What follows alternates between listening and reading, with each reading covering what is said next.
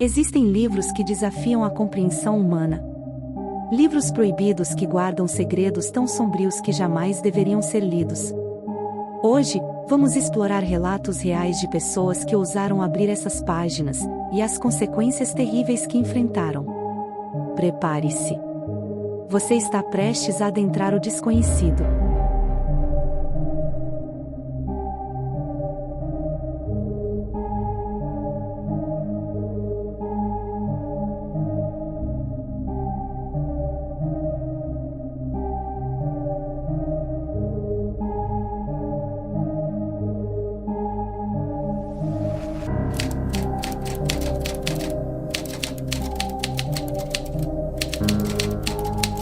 Meu nome é Mariana Cardoso, e a experiência que vou relatar aconteceu há 10 anos, na pequena cidade de Redenção, no interior do Paraná. Era uma cidade pacata, onde todos se conheciam, e a vida corria tranquila, até o dia em que algo inexplicável mudou para sempre a minha visão de mundo. Este é o meu relato sobre o que vivi ao testemunhar um exorcismo que até hoje me causa arrepios. Eu cresci em uma família católica, mas nunca fui de levar muito a sério a religião. As missas, os rituais, tudo aquilo me parecia distante. Porém, minha avó, Dona Cecília, era devota e acreditava fielmente em tudo o que a igreja ensinava. Ela sempre dizia que o mal podia tomar formas que não imaginávamos e que era preciso estar sempre em oração. Eu, adolescente na época, não dava muito crédito ao que ela falava, até o momento em que fui arrastada para o centro de um evento que me fez rever minhas crenças. Tudo começou quando minha prima Ana Clara, que morava em uma fazenda nos arredores de Redenção, começou a se comportar de maneira estranha. Ela sempre fora uma garota alegre, cheia de vida, mas, de repente, passou a ter crises de raiva, a falar coisas sem sentido, como se estivesse em outra língua, e a se isolar de todos. No início, todos acharam que era apenas uma fase, ou talvez algum problema psicológico. Mas, com o tempo, a situação piorou. Ana Clara passou a ter ataques de violência, principalmente à noite. Gritava de forma assustadora, dizendo coisas que ninguém entendia. Sua força, para uma jovem de apenas 16 anos, era descomunal. Minha tia Lourdes, mãe dela, foi a primeira a sugerir que talvez o problema fosse algo espiritual. Ela acreditava que Ana Clara estava possuída por alguma força maligna. No começo, ninguém deu ouvidos, exceto minha avó. Dona Cecília sempre foi muito próxima de Lourdes e, ao saber dos acontecimentos, insistiu que chamássemos o Padre Antônio, que cuidava da paróquia de Redenção há anos. Eu nunca acreditei em exorcismos ou em qualquer coisa do tipo, mas, por insistência da minha avó e com o medo crescente na família, o padre foi chamado. O Padre Antônio aceitou visitar a fazenda Boa Esperança, onde Ana Clara vivia com a mãe. Minha tia estava desesperada, sem saber o que fazer, então eu decidi acompanhá-los, mesmo sem saber no que acreditar. Quando chegamos à fazenda, o ambiente estava pesado. Era como se algo invisível estivesse no ar, tornando o lugar sombrio e opressor. Ana Clara estava trancada em seu quarto, mas podíamos ouvir seus gritos e risadas aterrorizantes ecoando pela casa. Eu nunca vou me esquecer do que senti ao entrar naquele quarto pela primeira vez. A temperatura caiu drasticamente, e o ar ficou denso, quase irrespirável. Ana Clara estava amarrada à cama, e, quando nos viu, seu rosto, antes angelical, se transformou em uma máscara de ódio. Seus olhos, que sempre foram castanhos, agora pareciam negros, como se não houvesse vida neles. Ela nos olhou com um desprezo que nunca vi em ninguém, e sua voz. Aquela voz não era dela. "O que você está fazendo aqui, padre?", disse ela, em uma voz rouca, quase masculina. "Você acha que pode me tirar daqui? Ela é minha agora." Padre Antônio se manteve firme, segurando seu crucifixo, e começou a rezar em latim. Ana Clara se debatia violentamente, xingando, cuspindo, dizendo coisas horríveis sobre todos nós, inclusive segredos que ela não teria como saber. O que vi e ouvi naquela sala desafiava tudo o que eu acreditava ser possível. O padre, já cansado, depois de horas de orações e preces, pediu que todos saíssemos do quarto para que ele pudesse continuar sozinho. Minha tia Lourdes e eu nos recusamos a sair, pois temíamos pelo que poderia acontecer. Ana Clara continuava se contorcendo, sua pele parecia queimar quando o padre tocava o crucifixo em sua testa. Foi nesse momento que algo aterrador aconteceu. As luzes do quarto começaram a piscar, e o quarto inteiro parecia tremer. Ana Clara, ou o que quer que estivesse dentro dela, começou a flutuar levemente, seu corpo se arqueava de uma maneira impossível, enquanto sua boca emitia um som que não parecia humano. Meus joelhos tremeram, e eu pensei que ia desmaiar de tanto medo. O padre não recuou. Continuou rezando, aspergindo água benta sobre Ana Clara, que gritava e tentava se soltar das amarras com uma força sobre-humana. De repente, ela parou de se debater, seu corpo caiu na cama com um baque surdo, e a sala ficou em silêncio. O silêncio mais pesado que já experimentei. Ana Clara permaneceu desacordada por horas. Quando finalmente acordou, parecia confusa, sem se lembrar de nada do que havia acontecido nas semanas anteriores. Os dias seguintes foram tensos, mas aos poucos ela foi se recuperando. Minha tia levou Ana Clara para a terapia, e o padre recomendou que a casa fosse abençoada regularmente. Desde então, nunca mais tivemos um episódio como aquele, mas o que vivi naquela fazenda nunca me deixou. Mesmo que as pessoas ao meu redor tentem racionalizar o ocorrido, dizendo que Ana Clara estava doente ou que tudo foi um tipo de surto, eu sei o que vi. Aquilo não era apenas um distúrbio psicológico, havia algo muito mais profundo e assustador envolvido. As palavras, os gestos, a forma como ela se comportava, tudo indicava que forças sobrenaturais estavam em jogo. Hoje, evito falar sobre isso, mas, às vezes, à noite, quando a escuridão toma conta da casa e ouço um barulho inexplicável, me lembro daquela noite na fazenda. Me lembro dos olhos negros de Ana Clara e do som daquela voz horrível, e me pergunto, quantas outras pessoas já passaram por algo assim, sem nunca poder falar sobre o que viveram? O mal existe. Eu sei disso porque eu vi.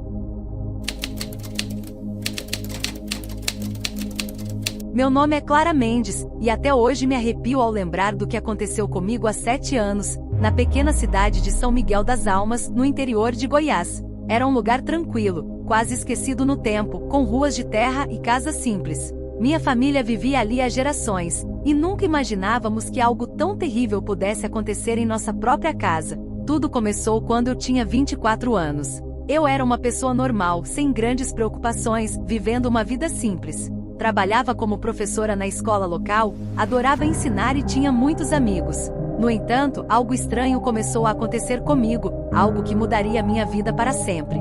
Eu estava prestes a descobrir que o mal pode se manifestar de formas inimagináveis. No início foram apenas pesadelos.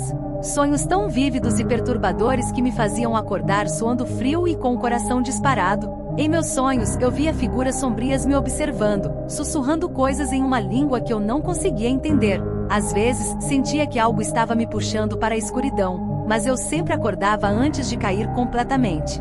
Tentei ignorar, achando que era apenas estresse, mas as coisas pioraram. Logo, os pesadelos começaram a invadir minha vida acordada. Eu via sombras se movendo pelos cantos da minha casa, ouvia sussurros quando estava sozinha, e sentia uma presença constante ao meu redor. Lembro-me de um dia, enquanto lavava a louça, sentir uma mão invisível segurar meu ombro. Olhei para trás, mas não havia ninguém. Meu corpo inteiro gelou. Eu contei à minha mãe, Dona Lúcia, e ela sugeriu que fosse algo espiritual. Fui criada em uma família católica, mas nunca dei muita importância às crenças religiosas. Mesmo assim, minha mãe decidiu me levar à igreja.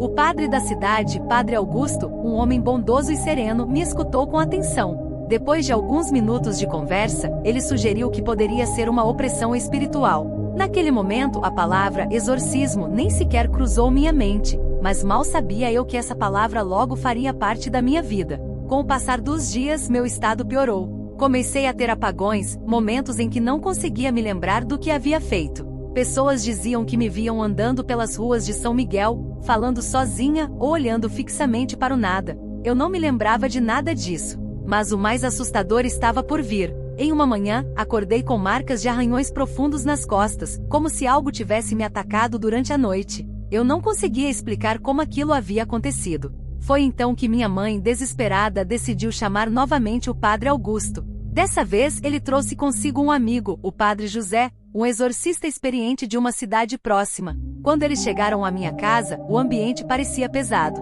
Era como se uma nuvem de opressão estivesse pairando sobre tudo. Eles montaram um pequeno altar na sala com velas, um crucifixo e água benta. Minha mãe segurava um terço, com lágrimas nos olhos, enquanto meu pai permanecia em silêncio, pálido de medo. Eu estava sentada no sofá quando o ritual começou. Padre Augusto começou a rezar em latim, e a sala, que até então estava fria, começou a esquentar de uma maneira desconfortável. Não consigo explicar o que senti naquele momento, mas era como se algo estivesse dentro de mim, algo que não pertencia a este mundo. No início, tentei me concentrar nas orações, mas conforme o padre continuava, uma raiva inexplicável começou a tomar conta de mim. Eu não conseguia entender por que estava ficando tão furiosa. O som da voz do padre, que antes era reconfortante, começou a me irritar profundamente. E então, aconteceu. Senti uma força imensa me empurrar contra o sofá, e de repente minha visão ficou turva. Meu corpo começou a se contorcer de uma forma que eu não conseguia controlar. Padre José começou a entoar as palavras de exorcismo, aspergindo água benta sobre mim, mas eu, ou algo dentro de mim, reagia violentamente. Meu corpo se debatia, e eu gritava coisas que não reconhecia como minhas. Palavras em línguas que nunca havia aprendido saíam da minha boca, enquanto o ódio borbulhava dentro de mim como um vulcão prestes a explodir. Minha mãe gritava de horror enquanto os padres lutavam para me manter no lugar. Foi como se meu corpo não fosse mais meu. Eu podia sentir uma presença, uma entidade, algo antigo e maligno, tentando me dominar completamente. Eu podia ouvi-la em minha mente, sussurrando promessas de dor e escuridão. O exorcismo durou horas. Cada minuto parecia uma eternidade. Eu me lembro de partes como flashes de memória. Sentia-me presa dentro de meu próprio corpo, enquanto uma força invisível me controlava. Padre José continuava firme, sua voz ressoando no quarto, enquanto eu gritava e me debatia, tentando fugir das orações. Finalmente, em um momento de desespero, senti algo se romper dentro de mim. Foi como se um peso imenso fosse arrancado de minhas entranhas. Meu corpo caiu desfalecido no sofá, e o silêncio preencheu a sala. A presença havia ido embora. Eu sabia, no fundo, que o mal havia sido expulso. Acordei horas depois, fraca, mas consciente. Minha mãe chorava ao meu lado, e os padres estavam exaustos, mas aliviados. Padre José me explicou que eu havia sido vítima de uma possessão, algo raro, mas muito real. Ele pediu para que eu mantivesse a fé e que minha família continuasse em oração, pois, segundo ele, o mal sempre encontra brechas para voltar. A partir daquele dia, minha vida nunca mais foi a mesma. Durante meses tive medo de dormir sozinha, medo de que aquilo pudesse acontecer de novo. Mas aos poucos fui encontrando paz. Visito a igreja regularmente e minha fé, que antes era quase inexistente, se tornou uma parte fundamental da minha vida. O que vivi naquela sala naquela noite me mostrou que há forças neste mundo que não podemos compreender completamente. Hoje tenho muito cuidado ao falar sobre o assunto, mas sei que o mal existe. Sei, porque senti sua presença. Acredito que fui salva por algo maior, mas também sei que o mal está sempre à espreita, esperando por uma chance de voltar. Eu sou a prova viva de que a batalha entre o bem e o mal não é apenas uma história contada em livros antigos, é real. Meu nome é Camila Araújo, e vou contar a história mais assustadora que vivi na minha vida. Essa experiência aconteceu há 5 anos, na casa onde cresci, em Itapetininga, uma cidade pequena e tranquila no interior de São Paulo. Sempre fomos uma família unida, devota à religião católica, mas o que vivemos naquela casa mudou nossas vidas para sempre. Eu tinha 28 anos e morava com minha mãe, Dona Marta, e meu irmão mais novo, Pedro, que na época tinha 17 anos. Nossa casa era simples, mas cheia de amor. Nunca imaginamos que o mal pudesse entrar ali, e muito menos da maneira que entrou. Tudo começou quando Pedro começou a ter comportamentos estranhos. Meu irmão sempre foi um garoto quieto, introspectivo, mas carinhoso.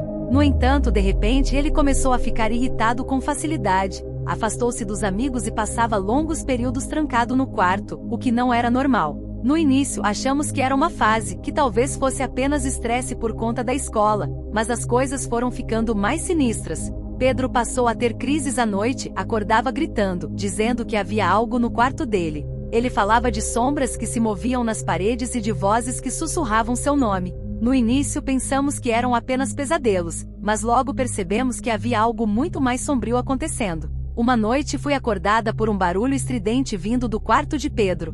Quando cheguei lá, encontrei meu irmão de pé no meio do quarto, com os olhos completamente abertos, mas era como se ele não estivesse ali. Sua expressão era de puro terror e sua voz, quando ele falou, não era dele. Ele disse algo em uma língua que eu nunca tinha ouvido antes, mas o som me gelou a espinha. Era como se alguém ou algo estivesse falando através dele. Minha mãe entrou no quarto logo em seguida e, ao ver Pedro daquele jeito, começou a rezar. Pedro começou a rir, mas não era o riso dele. Era um riso grotesco, como se alguém estivesse zombando da nossa tentativa de ajudá-lo. Eu não sabia o que fazer. Tentei segurar Pedro, mas ele me empurrou com uma força que eu jamais imaginaria que ele tivesse. Depois dessa noite, as coisas só pioraram. Pedro passou a ter esses transes com mais frequência. Ele ficava agressivo, nos ameaçava e dizia coisas que não faziam sentido. Em alguns momentos, ele parecia outra pessoa com um olhar vazio e distante, mas ao mesmo tempo cruel. O médico da cidade disse que poderia ser um distúrbio mental, mas minha mãe sabia que era algo além disso. Ela sempre foi muito religiosa e decidiu que era hora de buscar ajuda na igreja. Foi então que chamamos o padre João, que já conhecia nossa família há muitos anos. Ele veio até nossa casa para conversar com Pedro, mas logo que entrou, o ambiente mudou. A atmosfera ficou pesada, como se uma nuvem escura pairasse sobre tudo. Pedro olhou para o padre com um desprezo que eu nunca tinha visto antes. Seus olhos, que eram de um castanho claro, ficaram escuros, quase negros. Naquele momento, o padre João percebeu que estávamos lidando com algo muito sério. Ele nos pediu para manter a calma e começou a rezar por Pedro. No início, meu irmão ficou quieto, mas assim que o padre começou a aspergir água benta sobre ele, Pedro gritou como um animal ferido. Ele se contorceu de uma maneira impossível, seus membros pareciam se torcer como se fossem de borracha, e ele começou a falar em uma voz gutural, que não era dele. "O que você quer aqui, padre?" A voz de Pedro sibilou, como se houvesse outra entidade ali. "Ele é meu." Eu nunca havia sentido tanto medo em toda a minha vida. Aquilo que falava através de Pedro não era meu irmão. A voz, o olhar, tudo nele estava diferente. Padre João continuou rezando firme, mas era claro que a força maligna que estava em Pedro não iria sair facilmente. O exorcismo começou oficialmente 2 dias depois. O padre trouxe consigo outro sacerdote, Padre Carlos, que era especializado em rituais de exorcismo. Eles montaram um pequeno altar na nossa sala com crucifixos, velas e imagens de santos. Minha mãe e eu assistimos em silêncio, aterrorizadas, sem saber o que fazer além de rezar. Quando o ritual começou, Pedro foi amarrado em uma cadeira, não porque queríamos machucá-lo, mas porque ele havia se tornado extremamente violento. Durante o exorcismo, ele gritava, xingava, cuspia nos padres, e falava coisas horríveis sobre todos nós, mencionando segredos da nossa família que ele não poderia saber. Eu me lembro de um momento em que ele olhou diretamente para mim e disse, com aquela voz horrenda: "Você vai morrer logo. Nós estamos esperando por você." Os padres continuaram rezando por horas. A temperatura na sala caiu drasticamente e em determinado momento, senti como se uma presença invisível estivesse me observando, como se o próprio mal estivesse ali, nos cercando. Pedro se contorcia, sua pele ficava vermelha como se estivesse queimando sempre que a água benta tocava nele. Seus olhos giravam nas órbitas, e ele falava em línguas que ninguém ali entendia. Depois de várias horas, houve um momento de total silêncio. Pedro desabou na cadeira, exausto, e por um momento pensamos que tudo havia terminado. No entanto, assim que Padre João começou a dizer a última oração, Pedro se levantou violentamente, quebrando as cordas que o prendiam à cadeira. Ele flutuou alguns centímetros acima do chão, com os braços esticados, gritando palavras incompreensíveis.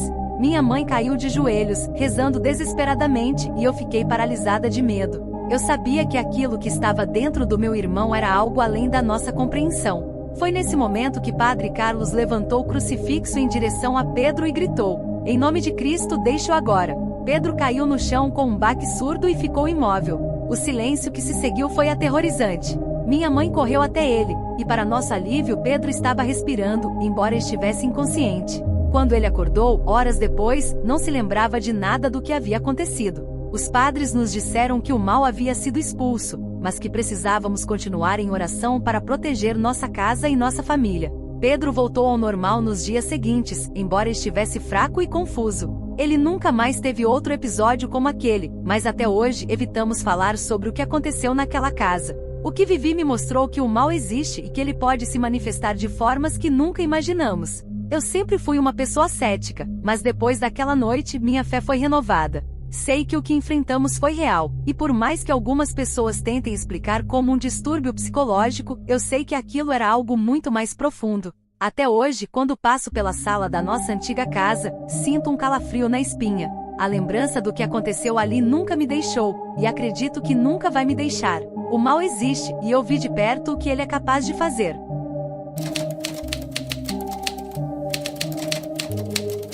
Meu nome é Felipe, e o que vou contar aqui aconteceu comigo há cerca de 6 anos, em 2018. Eu nunca acreditei em nada sobrenatural, sempre fui um homem de ciência, racional, mas o que vivi naquela casa me fez questionar tudo o que eu pensava saber sobre o mundo. A experiência que tive foi aterrorizante, algo que ainda hoje me persegue, mesmo depois de tanto tempo. Tudo começou quando me mudei para uma cidade pequena no interior de Minas Gerais, chamada São Tomé das Letras. Eu tinha conseguido um novo emprego na região e, por ser uma cidade famosa por seu misticismo, pensei que seria interessante morar lá. A cidade é cercada por montanhas e cavernas, e as pessoas locais sempre falavam sobre lendas e histórias de fenômenos paranormais. Para mim, eram só histórias. A casa que eu aluguei ficava isolada, numa área mais afastada do centro, conhecida como Casa de Pedra. Era uma construção antiga, feita toda em pedra, de arquitetura rústica. Diziam que a casa tinha mais de 100 anos e que seus antigos donos eram pessoas ligadas a práticas estranhas. Quando ouvi isso, dei risada. Eu não acreditava nessas coisas. Mas logo depois de me mudar, comecei a notar que havia algo estranho naquele lugar. A primeira semana foi tranquila, embora o ambiente fosse pesado. Havia uma sensação de que a casa estava sempre fria, não importava o quanto o sol brilhasse lá fora. À noite, eu ouvia sons vindos dos cômodos vazios, portas rangendo, passos que não eram meus. Pensei que era o vento ou, quem sabe, minha imaginação. Certa noite, depois de uma semana na casa, fui acordado por um som que parecia vir da sala. Um tipo de sussurro, quase imperceptível, mas constante. A princípio, achei que fosse algum animal que pudesse ter entrado, mas, quando fui verificar, não havia nada. Voltei para o quarto, tentando ignorar o desconforto que sentia, mas o sussurro parecia ter me seguido. Não era um som claro, era mais como uma presença, como se algo invisível estivesse ao meu redor. Os dias passaram, e as coisas começaram a piorar. À noite, eu sentia que alguém ou algo estava me observando. Havia uma sensação de que não estava sozinho na casa, mesmo quando sabia que estava. E então, comecei a ter sonhos estranhos. Sonhos em que eu estava sendo arrastado para dentro de uma caverna escura. E lá dentro, algo me esperava. Um ser de olhos negros e sorriso cruel, sempre me chamando pelo nome. O ponto de virada foi numa madrugada. Eu estava deitado, tentando dormir, quando senti o colchão afundar ao meu lado, como se alguém tivesse sentado ali. Quando olhei, vi uma sombra, mas não havia ninguém. Meu corpo ficou paralisado, não conseguia me mover. Foi então que ouvi claramente uma voz grave e distorcida dizendo: "Você é meu." Depois disso, a sombra sumiu, e eu pude me mover de novo. No dia seguinte, fui ao trabalho exausto, e os colegas notaram meu estado. Um dos meus amigos, Jorge, que nasceu na cidade, perguntou se eu estava bem. Contei brevemente sobre as coisas estranhas que vinham acontecendo, e ele me olhou sério, como se já soubesse do que se tratava. Ele me aconselhou a procurar o padre da cidade, Padre Júlio, um homem conhecido por lidar com casos sobrenaturais. No início, eu relutei. Não queria parecer supersticioso, mas Jorge insistiu, dizendo que a Casa de Pedra já tinha uma história de perturbações. No final da semana, depois de mais uma noite sem dormir e de mais sombras me perseguindo nos cantos da casa, resolvi ir à igreja. Quando contei ao padre o que estava acontecendo, ele ficou em silêncio por um momento. Depois disse: "A casa onde você está já foi palco de rituais sombrios. Algumas almas ficam presas nesses lugares, e algumas forças se alimentam de quem é mais cético, porque sua descrença as fortalece." Aquilo me causou calafrios. Padre Júlio disse que precisaria realizar uma bênção na casa e, possivelmente, um exorcismo. Ele me perguntou se eu estava disposto a enfrentar o que quer que estivesse lá. Eu não tinha muita escolha. O terror que vinha sentindo era maior do que o meu ceticismo. Naquela noite, o padre foi até a Casa de Pedra. Trouxe consigo água benta, um crucifixo antigo e um livro de orações. Quando entramos, a casa parecia ainda mais escura, e o ar estava denso, como se fosse difícil respirar. Ele começou a rezar em voz alta, aspergindo água benta pelos cômodos. No início, nada aconteceu, mas conforme avançávamos para o quarto onde eu dormia, a atmosfera mudou drasticamente. A temperatura caiu de repente, e ouvi o som de algo arranhando as paredes. Era como se a casa estivesse viva, reagindo à presença do padre. Ele continuou rezando, mas sua voz ficou tensa quando entramos no quarto. Assim que ele começou a recitar uma oração mais forte, as luzes piscaram, e um cheiro horrível, como enxofre, encheu o ar. Foi nesse momento que senti uma pressão no meu peito, como se algo invisível estivesse me segurando, me sufocando. Eu caí de joelhos, tentando respirar, enquanto o padre se aproximava e colocava o crucifixo na minha testa. A sensação foi imediata, uma dor lancinante, como se minha pele estivesse sendo queimada. Eu gritei, e, ao mesmo tempo, algo dentro de mim rugiu de volta, como se uma força estivesse sendo arrancada de dentro do meu corpo. Padre Júlio não parou, continuou rezando, e aos poucos a pressão diminuiu, até que eu consegui respirar de novo. Quando tudo finalmente cessou, eu estava deitado no chão, suando e tremendo. O padre ficou em silêncio por alguns minutos, observando o quarto, como se estivesse se certificando de que a presença havia desaparecido. Depois, ele me ajudou a levantar e disse: "O que estava aqui se alimentava do seu medo e da sua descrença. Mas, por agora, está afastado. Mantenha sua fé forte, Felipe, e essa coisa não voltará." Nos dias seguintes, a casa ficou mais leve. A sensação de ser observado desapareceu, e os sonhos horríveis nunca mais voltaram. Acabei me mudando alguns meses depois, não porque a casa continuava assombrada, mas porque eu sabia que, depois do que passei, nunca conseguiria viver lá em paz. Até hoje, quando lembro dessa experiência, sinto um arrepio subir pela espinha. O que quer que fosse aquela presença, ela era real. Eu ainda não sei explicar como ou por que isso aconteceu comigo, mas sei que não foi algo que minha mente inventou. Aquele exorcismo foi a única coisa que me salvou, e, por mais cético que eu tenha sido, agora acredito que existem forças que não podemos entender ou controlar. Essa experiência me mudou para sempre.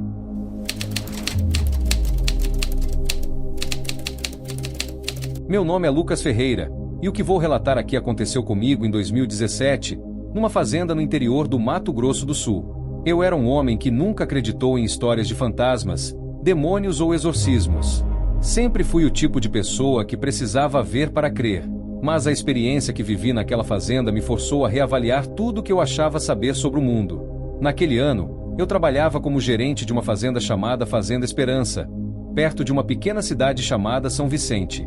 A propriedade era grande, cercada por florestas densas e montanhas, e a casa principal, onde eu morava, era uma construção antiga, de mais de 80 anos. A fazenda havia pertencido à família do antigo proprietário por gerações, mas, após a morte dos donos, foi vendida para a empresa em que eu trabalhava.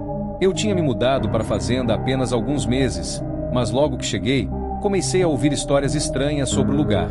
Os empregados da fazenda, principalmente os mais antigos, falavam sobre coisas que viam à noite, sombras que se moviam, sons de correntes e sussurros.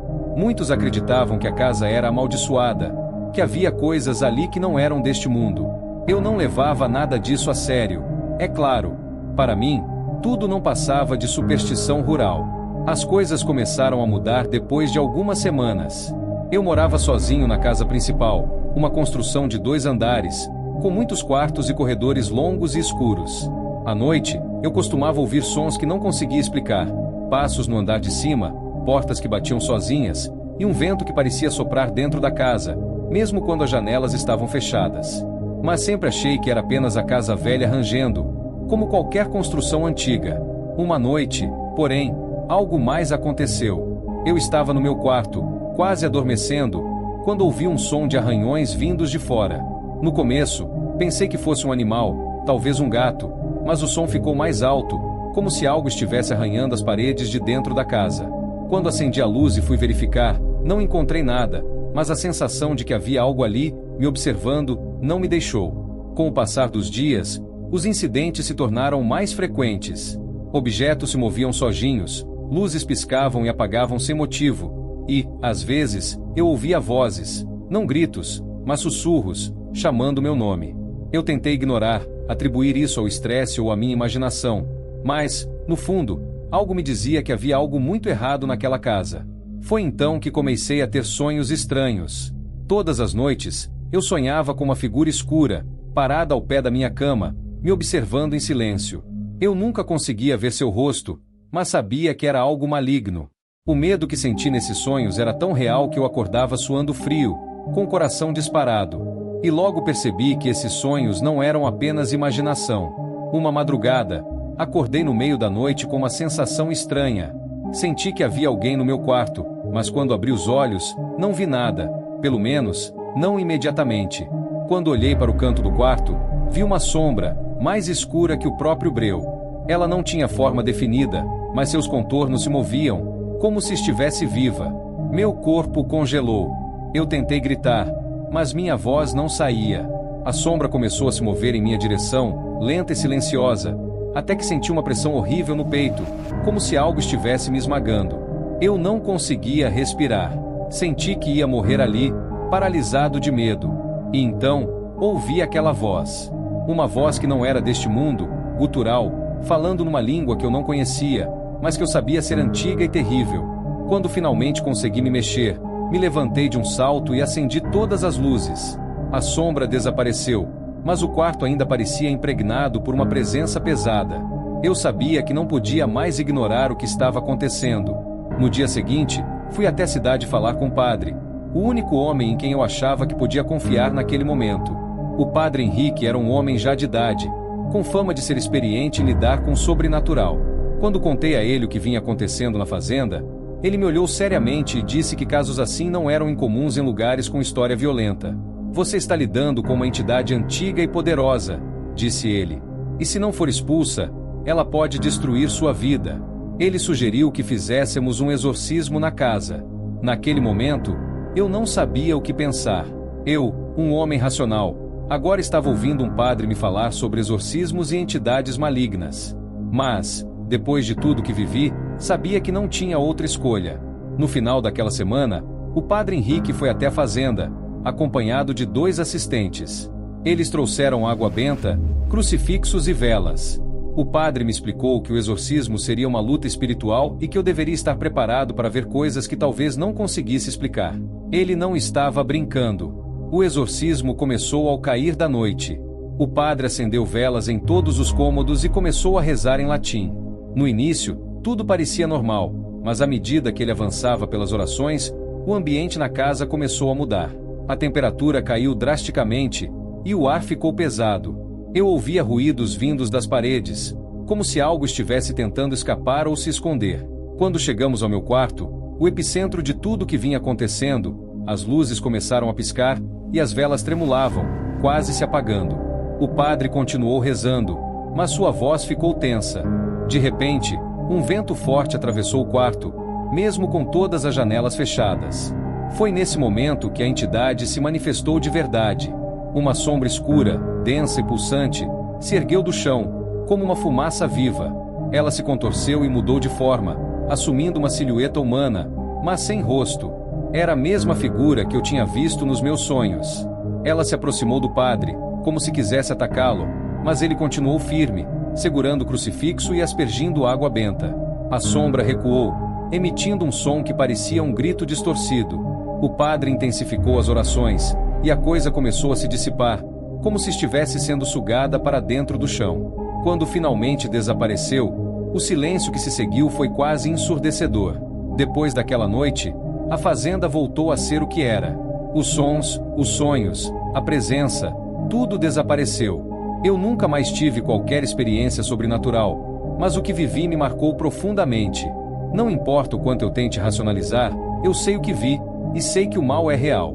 Hoje, sou um homem diferente, mais cauteloso, e com uma fé que eu nunca pensei que teria. O que aconteceu naquela casa foi um confronto com algo muito maior do que eu poderia imaginar. E só tenho a agradecer ao padre Henrique por ter me ajudado a enfrentar aquilo que eu nunca acreditaria ser possível se não tivesse visto com meus próprios olhos. Você chegou até aqui, agora, a jornada continua.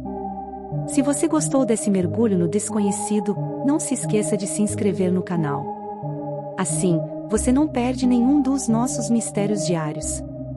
Deixe seu comentário, compartilhe esse vídeo com quem precisa conhecer esses segredos. E nos ajude a alcançar a meta de 500 seguidores. E se você tem outros temas assustadores em mente, deixe suas sugestões nos comentários. O próximo mistério pode ser sobre aquilo que você mais teme. Até o próximo vídeo, se você ousar.